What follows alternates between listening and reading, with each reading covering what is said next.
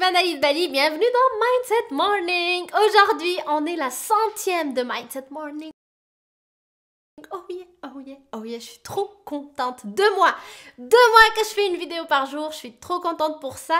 Et je vais faire une vidéo d'ailleurs où je vais t'expliquer ce truc-là qui se passe dans ma tête par rapport au fait que je fais une vidéo par jour alors que je pensais que c'était pas possible, etc., etc. Bref. Donc aujourd'hui, en fait, pour souligner les 2 mois, je vais faire une vidéo avec...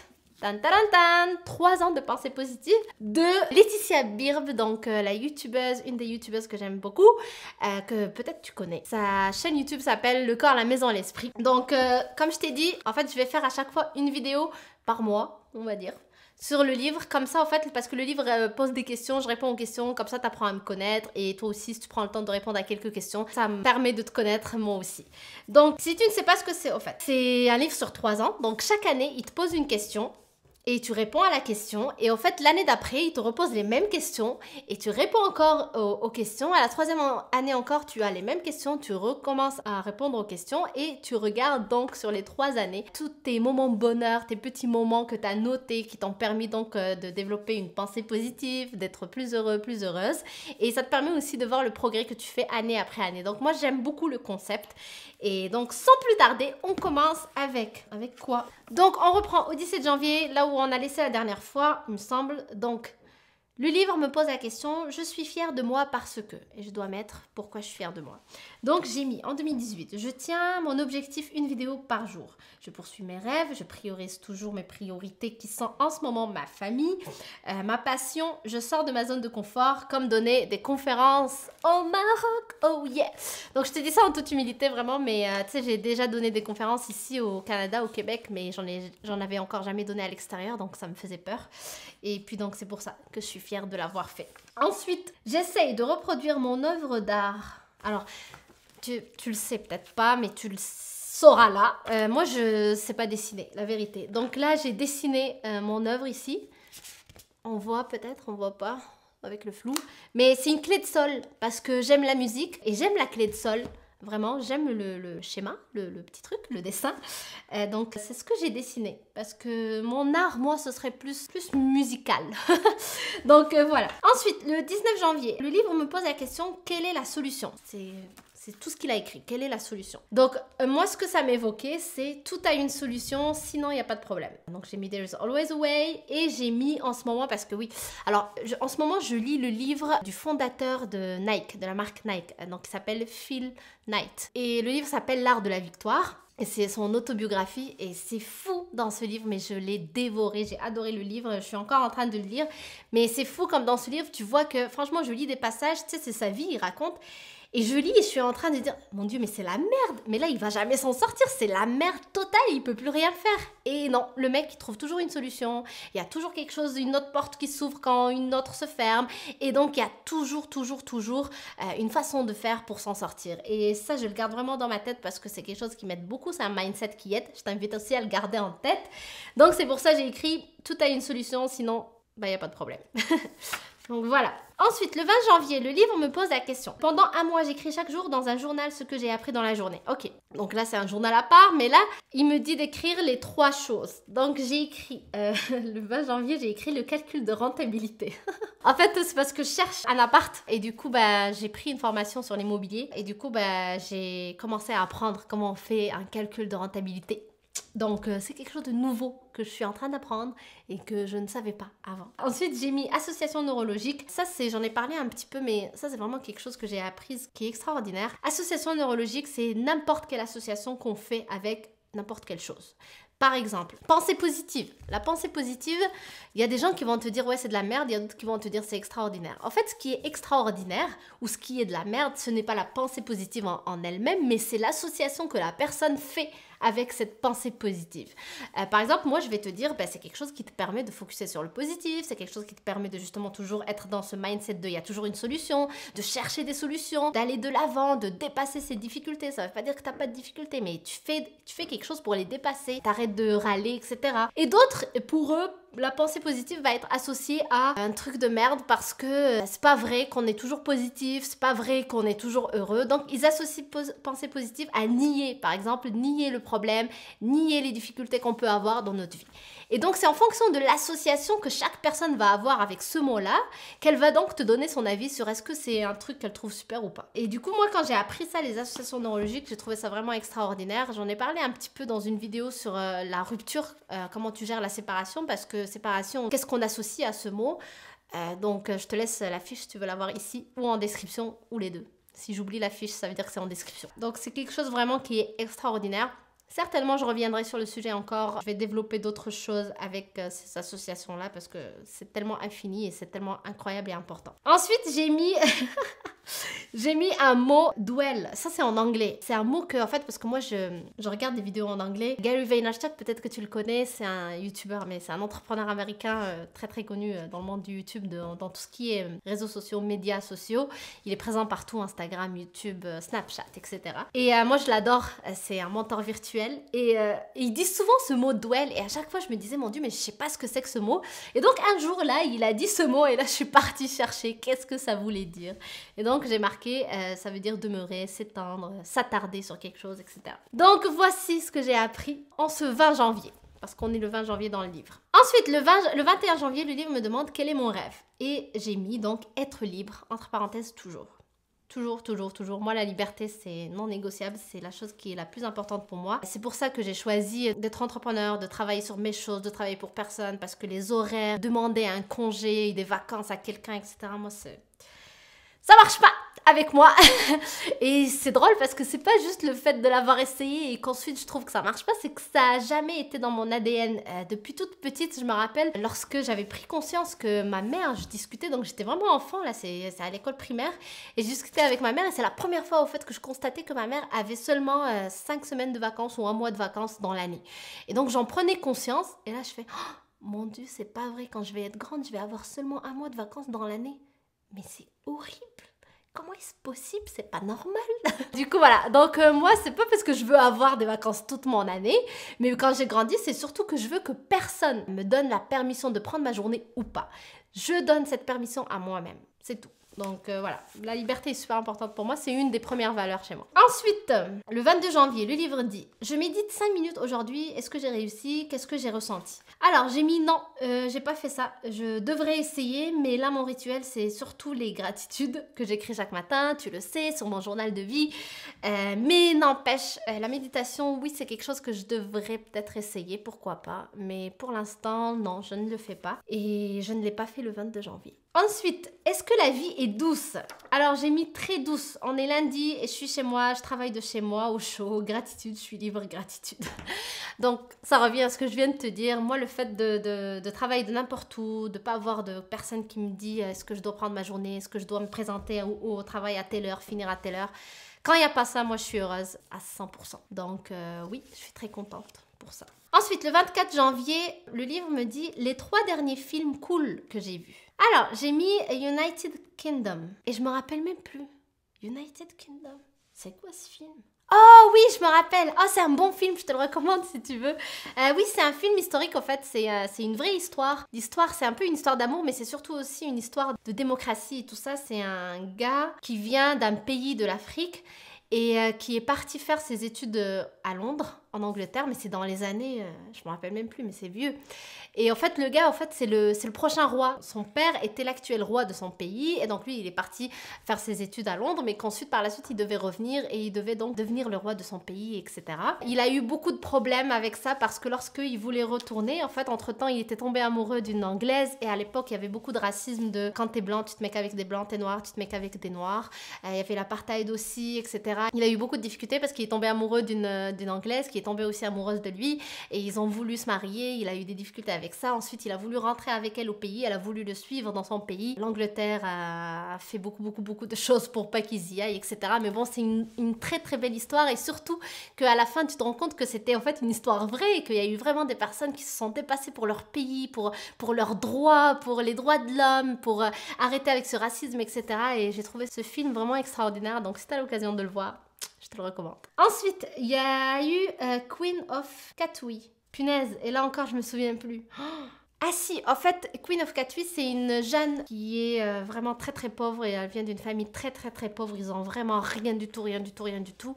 Et en fait, elle va rencontrer quelqu'un qui aide les jeunes justement défavorisés, qui n'ont vraiment rien.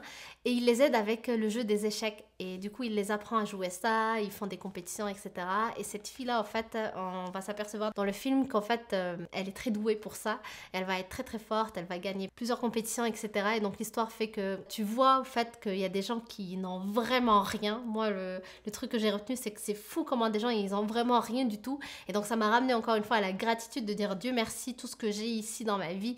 Franchement, il faut arrêter de râler et tout ça. Et aussi de voir qu'il y a toujours d'espoir. Même une personne qui a rien du tout peut arriver à un certain niveau, à obtenir des choses qui la passionnent, à réaliser des rêves. Parce que cette personne-là voulait réaliser plus de rêves et on voit tout son parcours, toutes ses difficultés, mais finalement, elle réalise quand même des choses extraordinaires et ça donne un bon vent d'espoir. Donc, si aujourd'hui tu as envie de regarder un film ce soir, n'hésite pas à regarder celui-là, il est très bien aussi. Ensuite, le dernier, c'est La La Land. Celui-là, je l'ai vu il y a pas très longtemps. C'est une comédie musicale par contre. Donc, il faut vraiment que tu aimes les comédies musicales. C'est drôle parce que j'adore la musique, j'adore la danse, mais je sais pas pourquoi les comédies musicales, j'aime pas trop ça.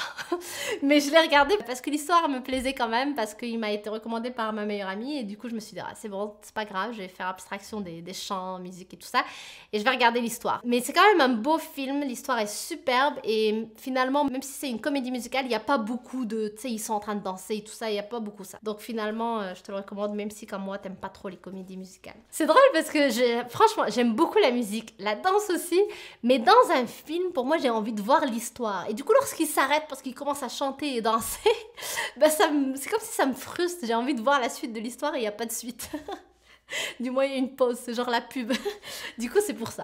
Donc, je te recommande aussi de le regarder si tu veux. C'est deux personnes qui veulent réaliser aussi des rêves et qui partent de zéro, qui ont beaucoup de difficultés, qui vont réussir quand même, et tu vois encore leur parcours. Donc comme je te dis, tu peux lire des autobiographies, mais tu peux voir aussi les films où on voit ce genre de choses et ça aide vraiment à relativiser sur ces choses, ça te donne la motivation de te relever, de continuer sur tes choses à toi, etc. Donc super inspirant comme film. Ensuite, je dessine mes yeux. Alors j'ai pas dessiné, je vais passer à autre chose. Moi je dessine pas. Le 26, on a... C'est le livre qui dit « Je m'engage solennellement à lâcher prise pour de vrai sur ces 3 choses. » Et moi, j'ai écrit « Je m'engage solennellement à lâcher prise sur la critique. La critique. » Donc, je l'ai écrit vraiment 3 fois parce que pour moi, c'est la chose que j'ai envie vraiment de me débarrasser de ça. J'ai fait une vidéo sur le sujet, tu sais, je travaille sur moi-même et ça fait longtemps déjà qu'il y a une amélioration, mais je veux encore plus d'amélioration et je continue le travail sur moi-même, mais je veux vraiment faire tout ce qui me passe par la tête et je m'en fous de ce que les gens disent ou de ce que les gens pensent parce que ce n'est pas leur vie, c'est la mienne et que, comme j'ai déjà partagé dans une vidéo que je te mets ici, sur la fiche ou bien en description, c'est que à la fin de ta vie, si j'ai pas envie d'avoir des regrets, donc si je reste toujours bloquée par rapport au regard des autres, à la fin de ma vie, c'est clair que j'aurai des regrets. Et je vais regretter d'avoir fait telle chose et telle chose parce que y avait telle personne qui allait me juger ou qui allait me critiquer ou à qui ça allait pas plaire. Mais entre toi et moi, on s'en fout des gens parce que en fait, tu ne peux pas plaire à tout le monde et surtout parce que plaire finalement c'est juste une histoire de goût, donc je m'en fous si ça plaît pas à tout le monde tant que ça me plaît à moi. Donc voilà, c'est quelque chose que je travaille tous les jours, je garde en tête et j'avance dans ma vie en m'en foutant de la critique que d'autres peuvent me donner. Ceci étant dit, ça ne veut pas dire que je ne reçois pas de feedback et que je ne prends pas le temps de prendre en considération des feedbacks que j'aperçois comme constructif. Là, je parle de la critique méchante gratuite qui ne sert à rien. Donc, je te rappelle encore, j'ai fait une vidéo là-dessus, je t'invite vraiment à aller la voir. Ensuite, je décide de danser tous les jours pendant un mois, en cuisinant, en faisant le ménage dans la salle de bain, au réveil. Est-ce que je m'en sens capable? Sinon, qu'est-ce qui me retient? Alors, j'ai marqué, oh oui, je danse toujours quand je cuisine, quand je fais le ménage, quand je me douche, tout le temps. En fait, c'est facile pour moi de danser, de chanter. Quand je fais des vidéos, hein? Je chante du Britney Spears, donc pas de problème pour ça. Ensuite, j'essaie d'être particulièrement gentille avec une personne aujourd'hui. Je lui pose des questions sur sa vie, ses projets, ses rêves. Ensuite, le livre, il te dit, avec qui est-ce que tu as parlé, donc qu'est-ce que tu as appris de cette expérience? Malheureusement, j'ai pas eu l'occasion de le faire. En tout cas, le 29 janvier, j'ai travaillé toute la journée de chez moi, je n'ai rencontré personne, à part mon mari. Donc, je n'ai pas fait l'exercice. Donc, il faudrait que je le garde pour le faire un autre jour. Ensuite, le 30 janvier, quel est mon grand projet du moment? Alors, j'ai mis que c'était Mindset Morning, la série de vidéos quotidiennes, une vidéo par jour pendant toute l'année 2018. Et puis, j'ai écrit mon projet Next Move, dont j'ai déjà parlé dans quelques vidéos. Donc, c'est un projet au fait qui va servir à aider toute personne qui veut se lancer sur Internet, qui veut vendre des formations en ligne, qui veut faire des conférences, faire du coaching, etc. Donc, un peu faire ce que je fais. Donc, ça va être dédié à eux. Je vais les aider à monter leur propre entreprise dans cette direction-là. Et donc, voilà, je suis en train de travailler dessus. Normalement, il ne tardera pas à sortir. Donc, ensuite, je dessine le temps. Alors, je dessine le temps, j'ai dessiné un point. Je ne sais pas si on voit. J'ai dessiné un point parce que j'ai lu le livre, comment il s'appelle? C'est le livre de Eckhart Tolle, Le pouvoir du moment présent. Et dans ce livre, il est incroyable. Je te le recommande aussi, ce livre-là. Je te mets la référence en description sous la vidéo. Mais ce livre, donc, il parle du moment présent. Il parle du fait qu'au fait, il n'y a pas de passé et il n'y a pas de futur. Dans le sens où tout se passe au moment présent. Même ce souvenir qu'on a du passé, en fait, il s'est passé à un moment présent. On était présent. C'était pas le passé. Le passé, c'est juste le souvenir. Mais par exemple, je sais pas, moi, je pense à ma première conférence. C'est un souvenir que j'ai. Donc, moi, je vais dire c'est du passé. Mais en fait, c'est que cette action s'est faite au moment présent. Et pareil pour le futur. Lorsque je suis dans le futur, donc c'est quelque chose, en fait, que mon esprit va imaginer. Donc, ça n'existe pas. Donc, lorsque ça va exister, ce sera au moment présent et non pas au futur. Donc, il n'y a jamais de passé ni de futur. Finalement, il y a toujours le moment présent. Et c'est pour ça que je l'ai dessiné comme un point. Donc, tout se passe maintenant, tout de suite. Ensuite, le 1er février, les 3 derniers livres cool que j'ai lus. J'ai mis L'Art de la Victoire, donc le fondateur de la marque Nike, c'est Phil Knight son nom, et j'ai mis ça 3 fois tellement j'ai adoré ce livre. Tellement je l'adore ce livre, vraiment c'est une autobiographie, je te la recommande mais comme pas possible, j'ai adoré de savoir l'histoire de comment Nike est né, c'est juste incroyable et de voir le parcours extraordinaire de cet entrepreneur extraordinaire et tout aussi extraordinaire. Voilà, beaucoup d'extraordinaire dans cette phrase. Ensuite, ma dernière grosse honte publique ou gamelle et drôle. En fait, moi, c'est pas vraiment une gamelle, je suis pas tombée, mais j'ai mis un truc, donc c'était en public, et c'était à ma première conférence au Maroc avec Daniel Blouin, donc la première de la série de conférences que j'avais donnée. Avec Daniel Blouin, c'est lui, il est québécois, donc il a un accent, il a un accent prononcé, et donc quand il m'avait dit qu'on allait faire la conférence, en fait, d'abord on est rentré donc à la conférence, et c'est lui qui a commencé à parler, pour introduire un peu pourquoi on était venu au Maroc et tout ça, il a indiqué comment il m'avait demandé à faire la conférence avec lui, etc. Et c'est vrai que moi, quand il m'avait demandé de la faire, je lui avais dit ok, ben va falloir que tu changes ton accent sinon parce que les gens ils vont rien comprendre. Et du coup je me suis dit je vais redire ça pendant la conférence, donc à la présentation au début, et là lui donc il dit l'histoire et moi je réponds et je dis et lorsque Daniel m'avait proposé de faire la conférence, je lui ai dit ils vont rien comprendre, et j'ai dit juste ça comme ça, ils vont rien comprendre, en pensant que c'était clair, que les gens allaient comprendre que je parle de l'accent. Et donc, je pensais que ça allait être drôle et qu'ils allaient rire. Mais en fait, il n'y a personne qui a rigolé. Et par la suite, je me suis dit, oh mon Dieu, en fait, ils ont dû croire que j'ai dit qu'ils ne vont pas comprendre tout court. Pas parce qu'il a un accent. Et donc, en fait, j'ai eu trop honte. Mais bon, je m'en fous, c'est passé. Et je me suis dit, la prochaine fois, il faut juste que je sois plus claire, que je dise... Il faut que tu parles plus clairement parce qu'ils vont pas comprendre ton accent et non pas ne pas comprendre tout court. Voilà ma petite mésaventure de conférencière. Ensuite, le 3 février, le livre me demande est-ce que je m'aime et pourquoi. Alors j'ai mis oui, je m'aime chaque jour. J'essaye en tout cas d'avoir cette bienveillance avec moi-même, d'être ma meilleure amie, de m'aimer parce que je trouve que c'est important de s'aimer. Tu passes tout ton temps avec toi, tout le temps, 24 heures sur 24. Si je suis avec quelqu'un, c'est juste moi. Tu sais, quand tu es tout seul, tu es avec toi. Tu arrives dans ce monde seul, tu finis par partir de ce monde seul. Donc, tu es toujours avec toi. C'est hyper important d'avoir une bonne relation avec toi-même. Donc, tous les jours, c'est clair que moi, je travaille sur ça pour que je sois la plus bienveillante et avoir la meilleure relation que je peux avoir avec moi-même. Donc, oui, je m'aime et j'espère que toi aussi.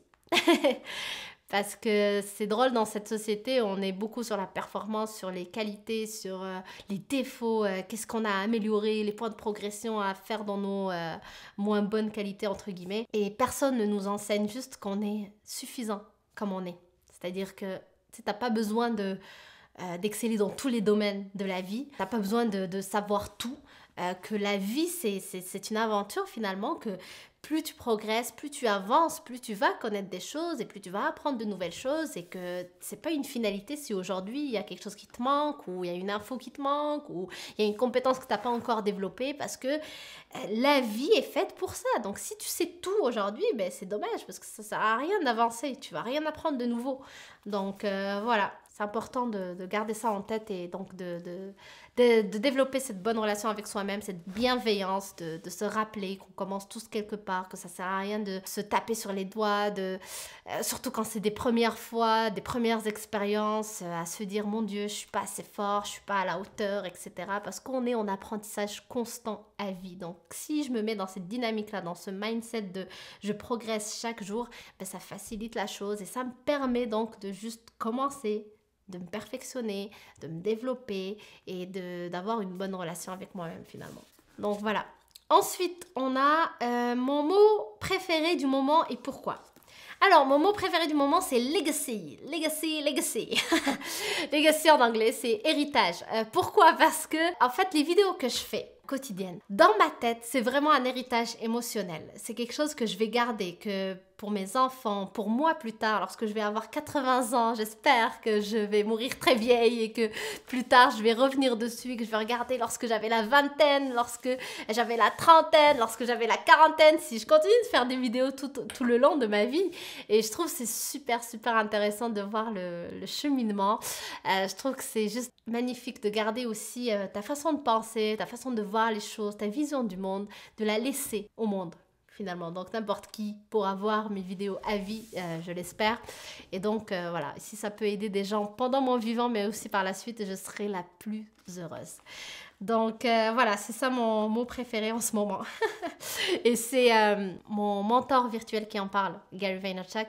Aussi mon mentor, mon vrai mentor aussi, Martin Latuli m'en parle beaucoup. Donc c'est voilà, garder une trace émotionnelle dans le monde, je trouve que c'est super. Mais une trace émotionnelle positive. Bien évidemment.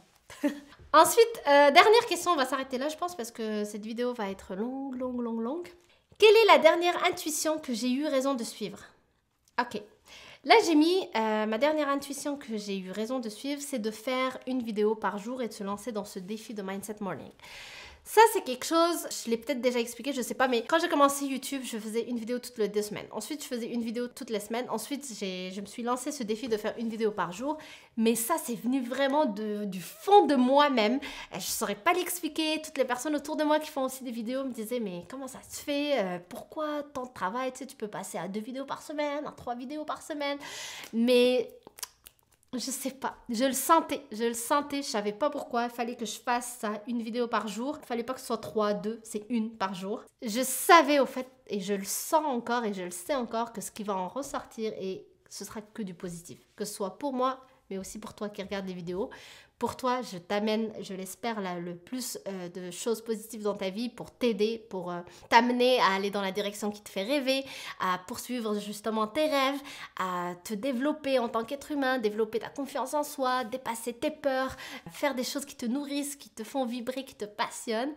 Mais en même temps, moi, ça me permet justement de me nourrir, d'être passionnée, de faire de la recherche sur des sujets, de me dépasser la peur de pas avoir de sujet, la peur d'avoir peur de la caméra, la peur de ne pas savoir quoi dire chaque jour, etc. Donc, il y a un certain dépassement de soi dedans que j'aime énormément. Et donc, ça, c'est quelque chose que j'ai senti et que j'ai suivi. Voilà. Ensuite, j'avais dit qu'on arrêtait là. Hein. Ouais, on va arrêter là, je crois. Mais on va faire cette dernière. Est-ce que je m'écoute suffisamment? Donc j'ai mis, je pense que oui, mais n'empêche, j'essaye quand même au maximum de faire abstraction du bruit. Donc le bruit, j'ai mis, c'est ce que pensent les autres, la vision des autres, les idées, les croyances, les associations des autres. Parce que mine de rien, même si, tu sais, je sais ce que je sais, c'est-à-dire je sais que je dois suivre qui je suis vraiment, mes propres pensées, mais des fois, par contre, il y a toujours des petites pensées que tu as toujours entendues dans ton enfance ou juste autour de toi et du coup qui reviennent et tu es là, est-ce que vraiment tu vas faire autrement? Est-ce que tu es sûr que tu vas faire différemment de ce qu'on a toujours fait? Tu sais, il y a toujours cette petite voix parfois et du coup voilà, j'essaie au maximum d'écouter surtout ma voix intérieure plutôt que le blabla du mental. Voilà, donc merci d'avoir regardé cette vidéo. Donc comme je l'ai dit au début, cette vidéo c'est vraiment dans le but que tu apprennes à me connaître davantage. Donc je partage avec toi toutes mes réponses pour que tu puisses me connaître. Et aussi donc je t'invite à répondre à quelques questions. Peut-être pas toutes les questions, t'es pas obligé, je sais que c'est long, mais quelques questions. D'abord ça va te permettre toi aussi d'avoir tes petites pensées positives de la journée. Mais aussi moi ça va me permettre donc d'apprendre à te connaître davantage. Donc voilà, n'hésite pas à m'écrire en commentaire quelques réponses à quelques questions, ça me ferait très plaisir de te lire. Donc je te dis à demain sur une prochaine vidéo et merci de suivre ce défi avec moi.